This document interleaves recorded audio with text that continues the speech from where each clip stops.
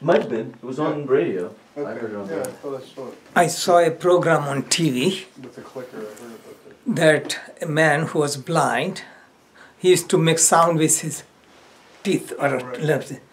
And then he got so much accustomed by echo, he could tell the distance. Okay. Other question you brought out is two children. One is blind and is taken for granted, himself taken for granted. Others also treated him like that. It became hypnotic. From spiritual standpoint, we are hypnotized with our beliefs. And we remove the hypnosis, then we can accomplish many more things possible.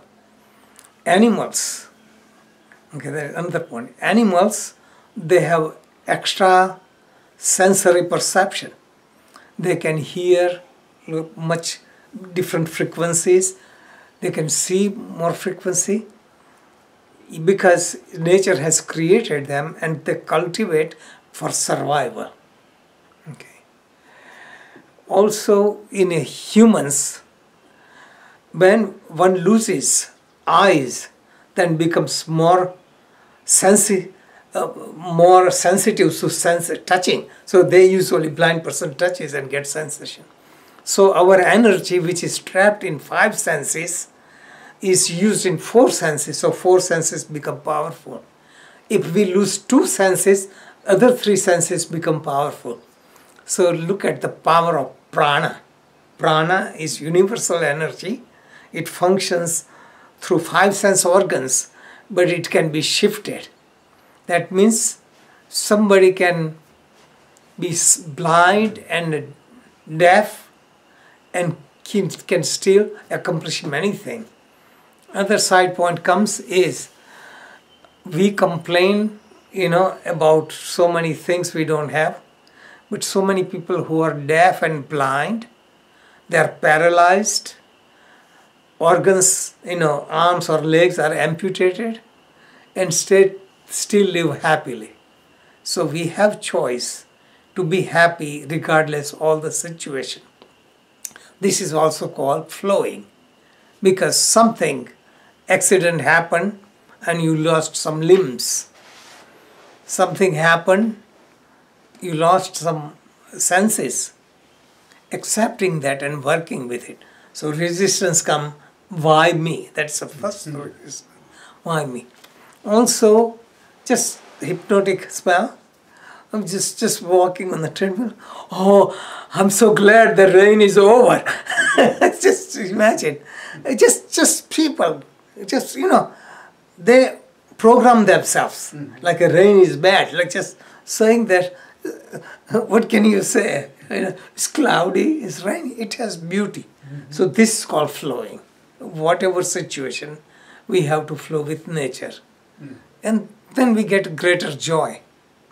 If we wait for perfect situation, we only become miserable. So I'm just covering several points from philosophical standpoint. The greatest point is we are hypnotized. We are hypnotized that I'm the body. I'm limited. Otherwise, other senses, I cannot do it. The basic opening is dehypnotizing. So yoga is dehypnotizing ourselves. We are like prince and princesses, and we act like a beggar. This is what it is. That's the story. A prince was kidnapped and stayed with poor people and acted like poor people. The king sent out man because he had a birthmark, and finally somebody saw the birthmark and then brought him in the kingdom, treated like a prince. This is what happens. So we are like prince and princesses, but we don't know it. A spiritual master recognizes the mark in you, awakens you. Like Lion King, takes the baby lion and shows his image in the lake. Then he realizes. Then he tries to roar. roaring awakens. So this is the idea. We are conditioned, we are programmed.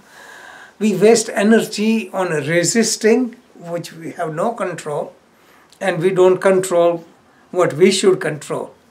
Imagine, we have body, senses, and mind. If you control, everything is possible. People need lots of support. Just like in the gym, I say people come once in a while, spend lots of time. I go there every day, or twice a day. Just it's a rhythm. People need somebody pushing them. They don't have within them, so that you have to inspire yourself. You don't need group support because this is a personal journey. So you have to learn to restrain your senses. I learned so many things on my own. Just like I don't have tabla teacher, through YouTube. I learned so many things. I learned all the ragas, though I'm still learning singing. But like we are playing, it's just joy in a raga. It's the timing is so important. The rhythm, I turned off the video because I'm listening. I can tell. Anyone music and I can play the rhythm. There's so many rhythm. It's called Kervo, Dadra, Trintal. 4 beats, 6 beats, 16 beats. All this. So if you get into it, there is joy of music. In solo prayer, solo meditation, you can chant because there is no restriction. Because you are alone with God. But in a group, there should be rhythm. And this is Indian community. Everyone takes instrument and the bang, bang, bang. That is not music. That is not raga. It doesn't bring joy. So really, raga brings joy. The rhythm, all these things. So refinement. And how can you get into refinement? You are free from outside distraction. If you are caught up with survival and pleasure and fighting and attachment, you cannot go inward. So this is why I'm saying there is a joy in exploring the world outside, but there is a greater joy exploring the world inside. Okay.